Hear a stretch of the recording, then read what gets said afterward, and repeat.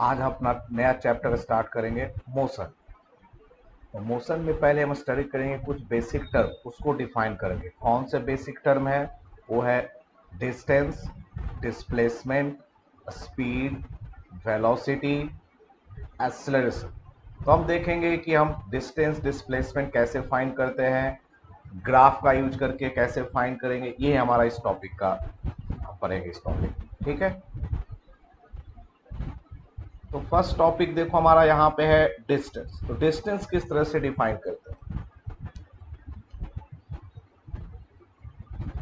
यहाँ पे देखो, मैंने एक पार्टिकल है जो कि इस पाथ को फॉलो कर रहा है,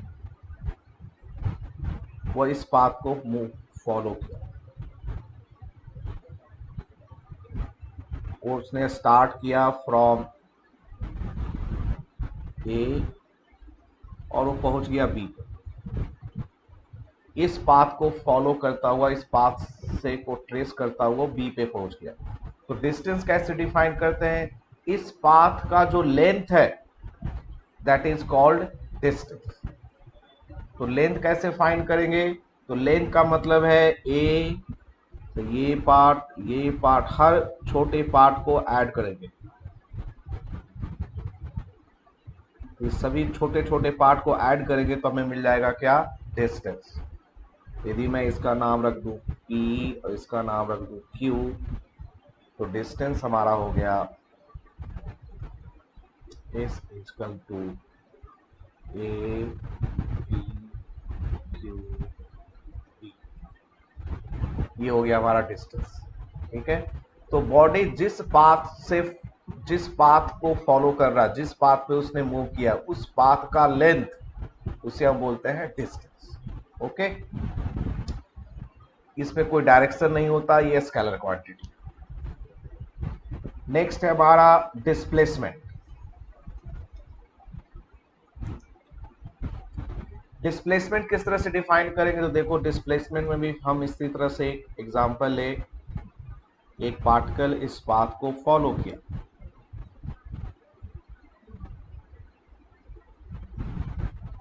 इस पाथ को फॉलो किया फ्रॉम ए टू बी।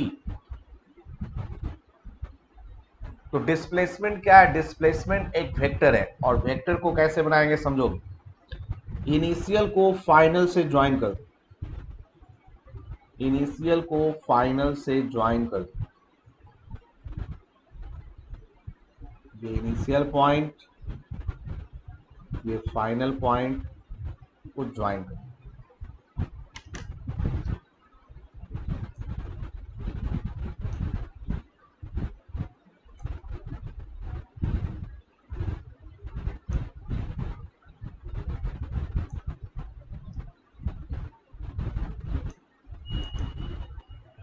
ठीक है, तो इनिशियल टू फाइनल हमने ज्वाइन कर दिया, तो ये जो वेक्टर बना जिसका डायरेक्शन इनिशियल पॉइंट से फाइनल पॉइंट की तरफ होना चाहिए, ये हो गया तुम्हारा डिस्प्लेसमेंट वेक्टर। ये हो गया डिस्प्लेसमेंट वेक्टर।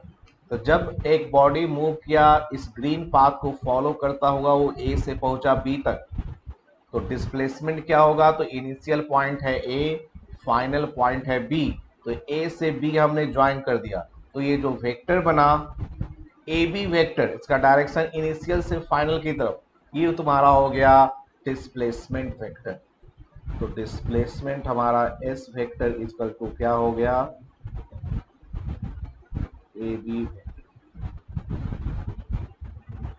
ओके, तो डिस्टेंस में क्या करते हैं? डिस्टेंस में पाथ के लेंथ को ऐड करेंगे और वह स्केलर क्वांटिटी है।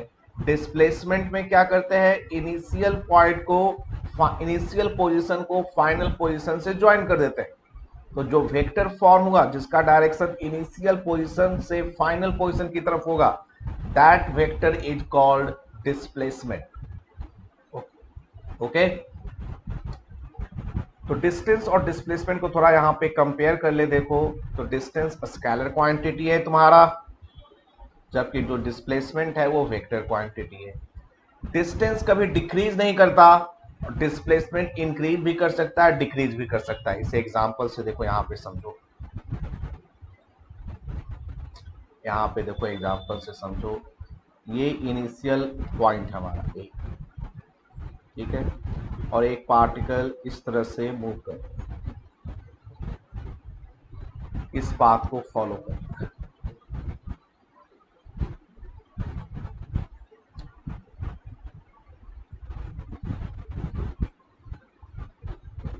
तो जब पार्टिकल ए से पहुंचा P1 पे, तो देखो उस केस में तुम्हारा AP1 जो लेंथ है ये हुआ डिस्टेंस, और AP1 जो स्ट्रेट लाइन है ये वेक्टर, ये तुम्हारा हो गया डिस्प्लेसमेंट, ठीक है। अब जब वो P1 से पहुंचेगा P2 तक, अब P1 से जब वो पहुंचा P2 तक, तो देखो डिस्टेंस भी इंक्रीज हुआ। डिस्टेंस हो गया क्या, AP1 P2, ये टोटल तुम्हारा डिस्टेंस हुआ।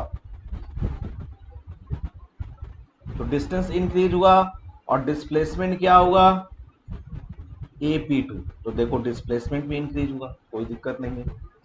फिर पार्टिकल पहुंचा P3 तक,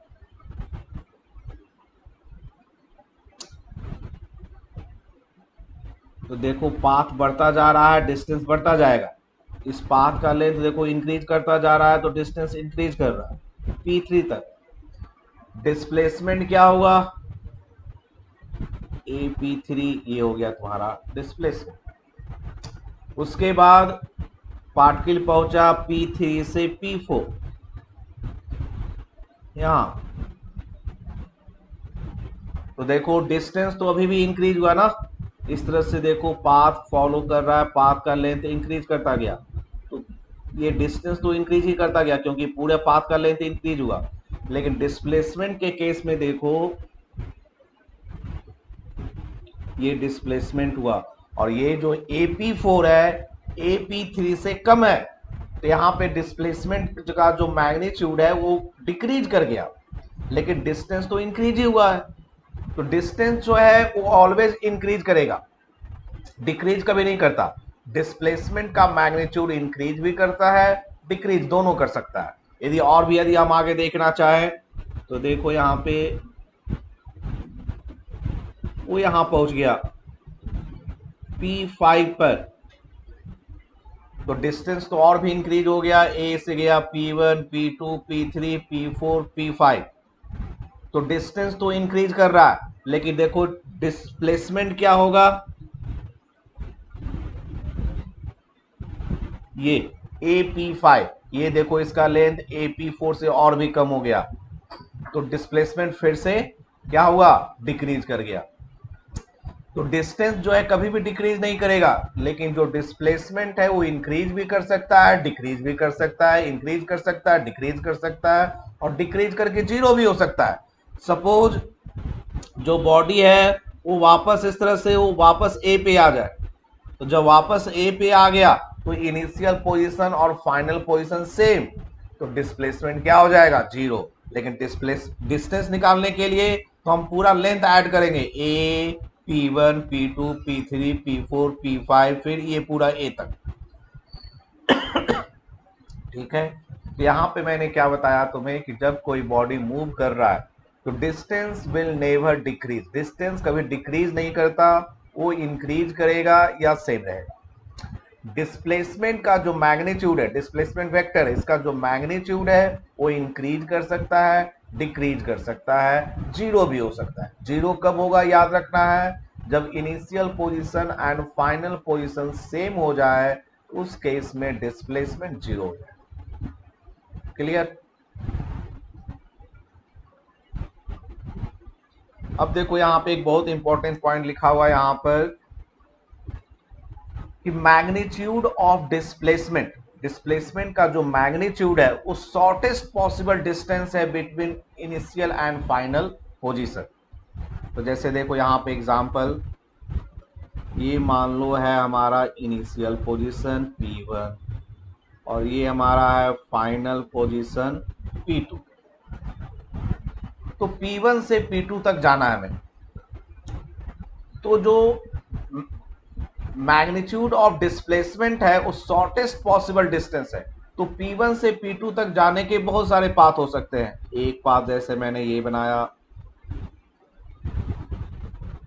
एक पाथ मैंने ये बनाया, एक पाथ मैंने ये बनाया, और एक पाथ स्ट्रेट लाइन बना लिया हमने।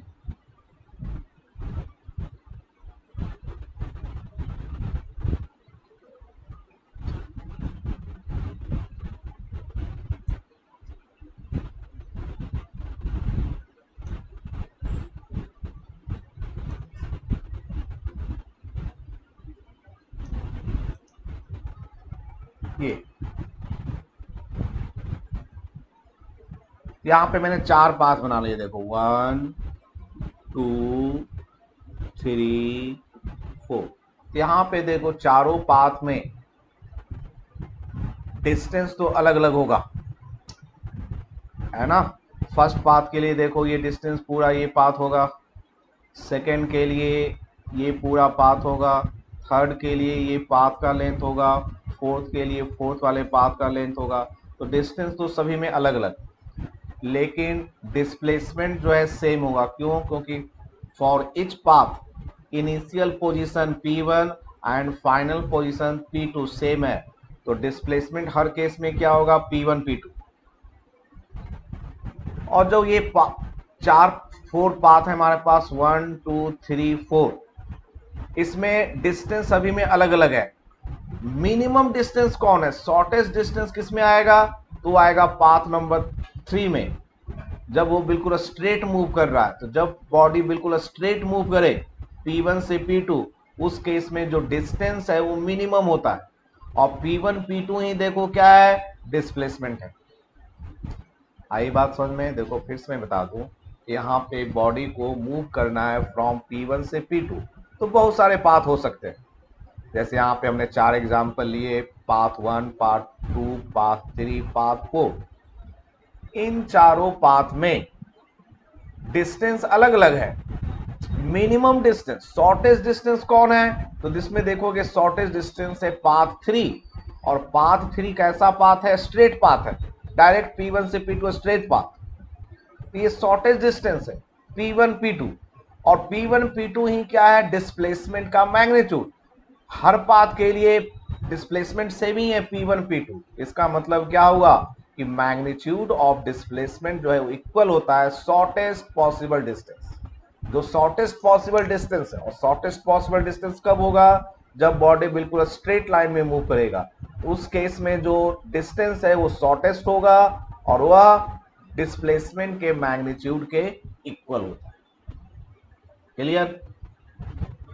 तो देखो अब हम यहाँ पे कुछ प्रॉब्लम करेंगे।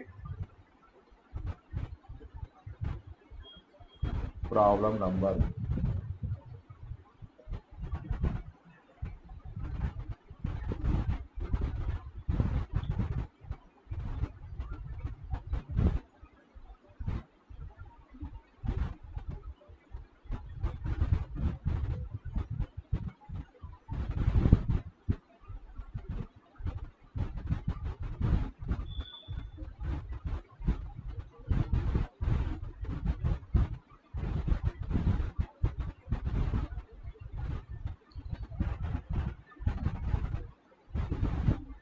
एक पार्टिकल मूव किया फ्रॉम ए से बी, उसके बाद मूव किया बी से सी, ये हमारा प्रॉब्लम है। तो मैं लिख देता हूं इसे यहाँ पे।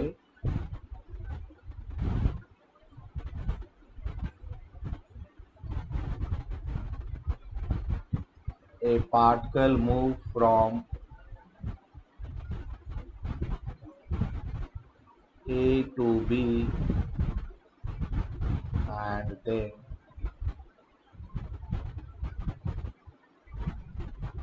From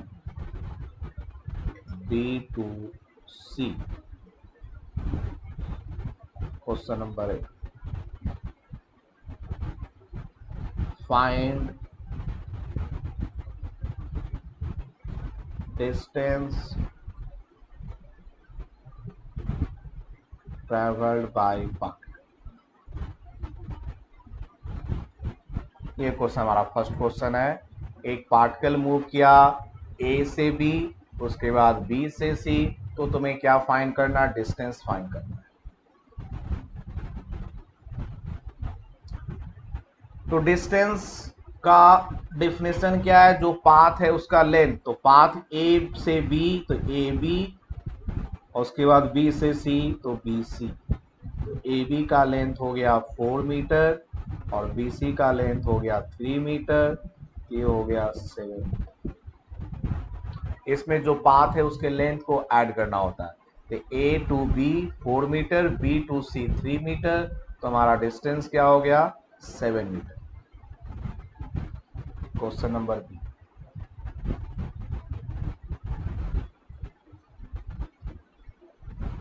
find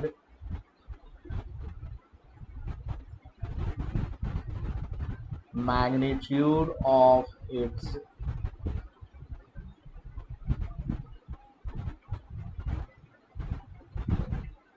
displacement. डिस्प्लेसमेंट का मैग्नीट्यूड फाइंड करना है।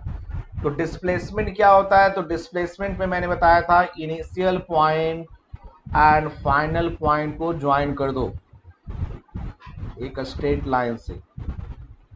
ये जो वेक्टर बना ये हो गया तुम्हारा डिस्प्लेसमेंट।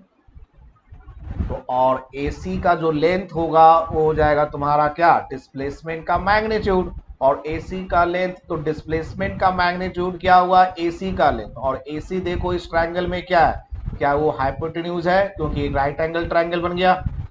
और जब हाइपोटेन्यूज है और ये राइट एंगल ट्रायंगल है तो हम पाइथागोरस थ्योरम लगा सकते हैं। तो हमारा डिस्प्लेसमेंट का मैग्नीट्यूड फाइंड करना है, तो ये हो गया AC।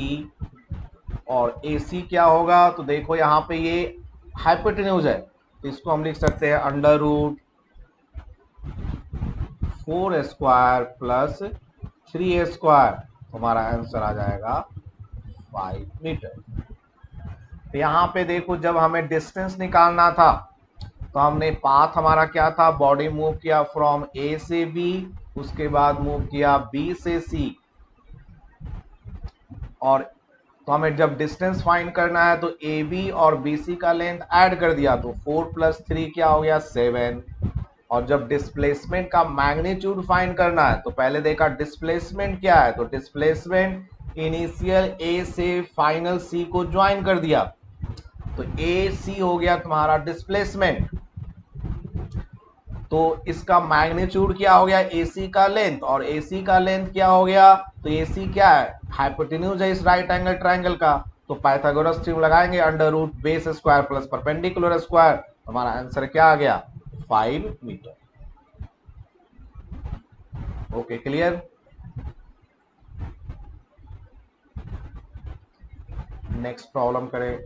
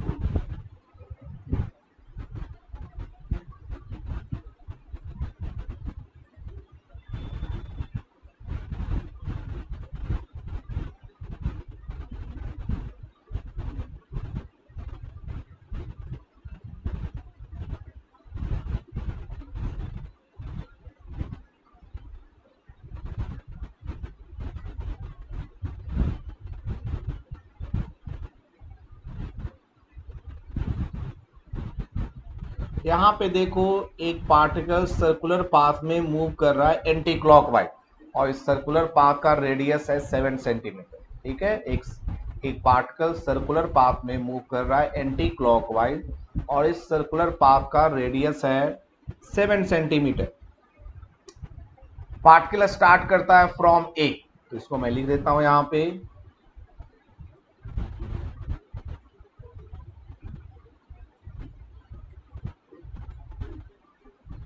a particle is moving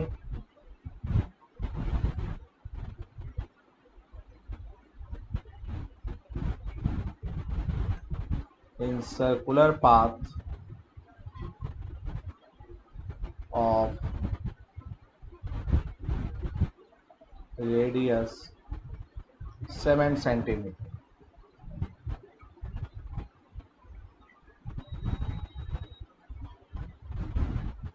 Find distance traveled by it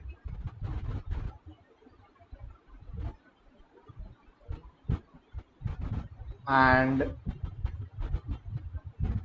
magnitude of displacement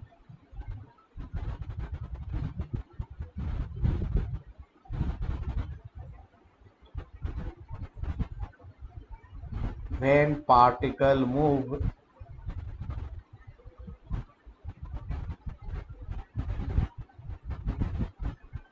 question number A from A to, यहाँ पे देखो जब पार्टिकल मूव किया फ्रॉम ए से बी तो फाइंड करना डिस्टेंस एंड डिस्प्लेसमेंट का मैग्नीट्यूड।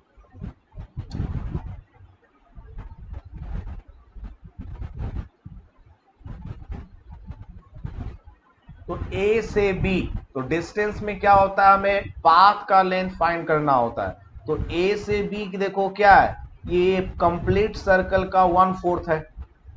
कंप्लीट सर्कल का जो सरकमफ्रेंस होता है, जो पेरीमीटर है, उसका 1/4 है ए बी। और पूरे सरकमफ्रेंस का लेंथ क्या होता है 2 पाई आर, ये 1/4 है। तो हमारा डिस्टेंस क्या हो जाएगा 1/4 इंटू 2 पाई आर।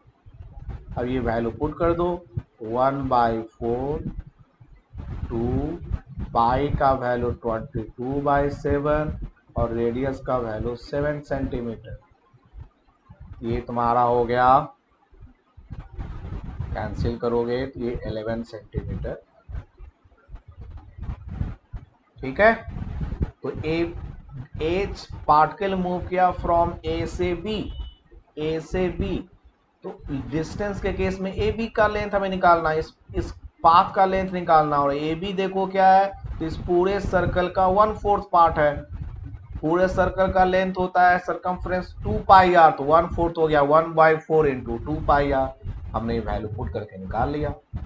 और डिस्प्लेसमेंट के केस में क्या करना है, डिस्प्लेसमेंट के केस में हमें इनिशियल टू फाइनल ज्वाइन कर देना है।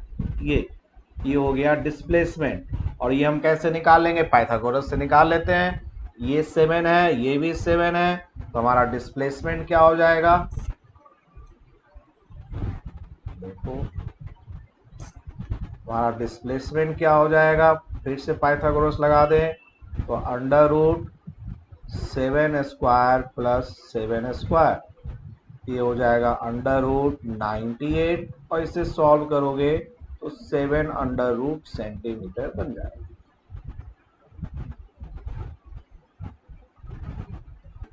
ठीक है, तो जब पार्टिकल मूव किया फ्रॉम ए से ए टू बी, तो डिस्टेंस के लिए हो गया आर्क का लेंथ जो कि पूरे सरकमफ्रेंस का 1/4 है, तो 1/4 इंटू 2 पाई आर कर लिया। और डिस्प्लेसमेंट के लिए इनिशियल ए से फाइनल बी को ज्वाइन किया, जो वेक्टर बना वो तुम्हारा डिस्प्लेसमेंट हो गया। और इसका जो लेंथ है ए बी जो कि हाइपोटेन्यूज है, वो डिस्प्लेसमेंट का मैग्नीट्यूड हो जाएगा। उसे हम पाइथागोरस से निकाल लेंगे, तो under root 7 square plus 7 square. Next part हमारा है ये, यहां पे इसी में इधर लिख देता हूं मैं,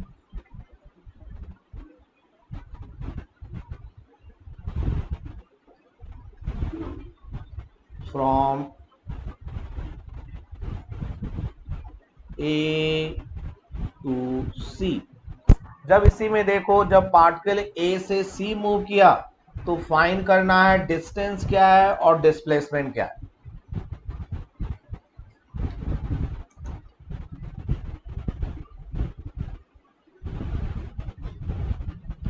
इसी में जब पार्टिकल मूव किया फ्रॉम ए टू सी, इस तरह से ए से गया बी, बी से गया सी, तो तुम्हें फाइंड करना है डिस्टेंस क्या है, डिस्प्लेसमेंट क्या है।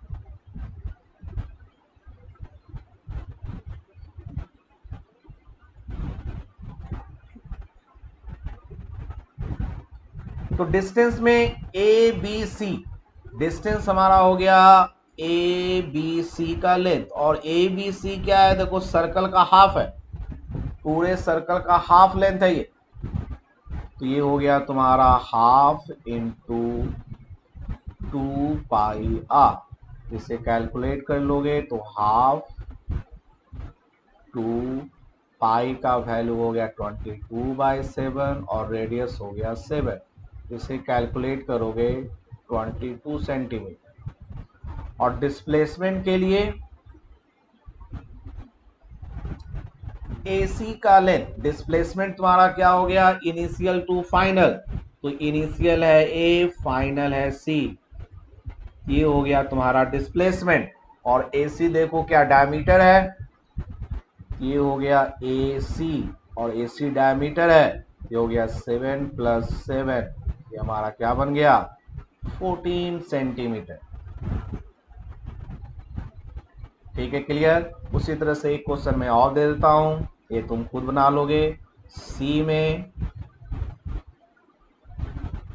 फ्रॉम ए टू डी, इसमें तुम्हें फाइंड करना है डिस्टेंस एंड डिस्प्लेसमेंट। मैं आंसर लिख देता हूं इसमें डिस्टेंस का आंसर आएगा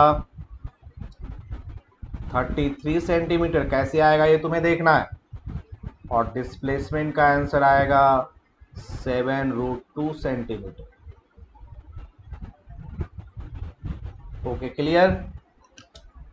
तो इस तरह से देखो मैंने तुम्हें क्या बताया कि डिस्टेंस और डिस्प्लेसमेंट किस तरह से फाइंड करते हैं। ठीक, तो मैंने तुम्हें आज बताया क्या कि डिस्टेंस क्या है, डिस्प्लेसमेंट क्या है, दोनों में आपस में रिलेशन क्या है, और मैंने दो छोटे छोटे प्रॉब्लम बताए कि एक पार्टिकल, एक बॉडी मूव कर रहा है तो डिस्टेंस किस तरह से निकालेंगे, डिस्प्लेसमेंट किस तरह से निकालेंगे। ठीक है, क्लियर। अब देखो इसके कुछ ऑब्जेक्टिव असाइनमेंट है, ये भी तुम्हें करना है, इसके कुछ प्रॉब्लम मैं करा दूं। ये डिस्टेंस एंड डिस्प्लेसमेंट टॉपिक के प्रॉब्लम तुम्हें करने हैं। ठीक, तो लैंग्वेज वाले प्रॉब्लम कर लोगे, मैं कुछ ग्राफ के प्रॉब्लम बता देता हूं तुम्हें ताकि आगे समझने में ठीक रहेगा। यहाँ पे देखो मैं बता रहा हूं प्रॉब्लम नंबर 3, करा कि which of the following can not be the distance time graph, करा कि कौन सा ग्राफ है जो कि डिस्टेंस और टाइम ग्राफ नहीं हो सकता। तो इसमें हम कैसे बनाएंगे, तो देखो डिस्टेंस के केस में मैंने तुम्हें बताया था एक प्रॉपर्टी, यहाँ पे देखो मैंने बताया तुम्हें डिस्टेंस के केस में, देखो डिस्टेंस के केस में मैंने बताया इट नेवर डिक्रीजेस, यहाँ देखो है ना, यहाँ पे देखो इट नेवर डिक्रीजेस, डिस्टेंस कभी डिक्रीज नहीं करता। तो यहाँ पे जब देखोगे इस ग्राफ में, चार ग्राफ में, तो कौन सा ग्राफ है जिसमें कि डिस्टेंस डिक्रीज कर रहा है, वो नहीं हो सकता। तो ऑप्शन ए में देखो इंक्रीज कर रहा है, ऑप्शन बी में डिक्रीज कर रहा है, तो ये नहीं हो सकता। तो हमारा आंसर क्या हो जाएगा, आई बात समझ में। फिर नेक्स्ट नंबर 4, ये करा which of the following displacement time graph is not possible, करा है कि इसमें से कौन सा ग्राफ है जो डिस्प्लेसमेंट और टाइम का ग्राफ नहीं हो सकता। ये कैसे बनाएंगे, देखो एक्स एक्सिस पे टाइम है, वाई एक्सिस पे क्या है, डिस्प्लेसमेंट। ठीक,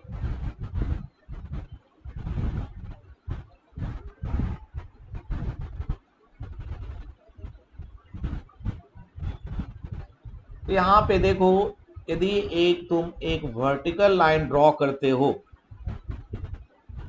इस तरह से, तो इस वर्टिकल लाइन का मतलब क्या है समझोगे जरा ध्यान से, कि जब तुम्हारा टाइम का वैल्यू ये है, ये पॉइंट T0, तो डिस्प्लेसमेंट का दो वैल्यू मिल गया, एक ये वैल्यू भी मिल गया और एक वैल्यू ये मिल गया, क्योंकि ग्राफ को 2 पॉइंट पे कट करता है। तो ग्राफ का मीनिंग क्या है कि जब यहाँ पे एक वर्टिकल लाइन तुमने ड्रॉ किया, तो इस लाइन ने इस ग्राफ को 2 पॉइंट पे कट कर दिया। इसका मतलब जब टाइम का वैल्यू T0 है, तो जो तुम्हारा डिस्प्लेसमेंट है इसका दो वैल्यू मिल गया था, एक ये वैल्यू मिल गया और ये वैल्यू मिल गया। इसका मतलब एक ही पॉइंट एक ही टाइम पे दो दो डिस्प्लेसमेंट है, मतलब एक ही टाइम पे जो बॉडी है दो दो दो अलग अलग पोजीशन पे है, तभी तो दो अलग अलग डिस्प्लेसमेंट मिला। आ रहा है बात समझ में? तो देखो यहाँ पे हमने जब एक वर्टिकल लाइन ड्रॉ किया तो टाइम टी नॉट और इसने ग्राफ को दो जगह कट कर दिया, तो इसका मतलब दो वैल्यू मिला। तो एक मिल गया, जैसे यहाँ पे मैं लिख लूं x1 और एक मिल गया x2। तो एक ही टाइम पे बॉडी का दो डिस्प्लेसमेंट है, मतलब बॉडी दो अलग अलग पोजीशन पे है। तो ये तो हो नहीं सकता कि एक ही टाइम पे एक बॉडी दो जगह पे हो। इसका मतलब ये जो ग्राफ ए है वो हमारा नहीं हो सकता, तो हमारा आंसर हो जाएगा ए। आई बात समझ में? उसी तरह से सेम कंसेप्ट पे आगे तुम्हारा प्रॉब्लम नंबर बी 5 भी है। तुम इस अब मैंने कुछ बता दिए, तुम इसे ट्राई करोगे जरा। सिर्फ इस टॉपिक को तुम्हें करना है, डिस्टेंस एंड डिस्प्लेसमेंट। इसमें जो नंबर 1 क्वेश्चन है थोड़ा सा डिफिकल्ट है, बाकी क्वेश्चन तुम इजीली बना पाओगे मुझे मालूम। ठीक है, क्लियर? ये मैंने तुम्हें क्या बताया, डिस्टेंस एंड डिस्प्लेसमेंट। ओके।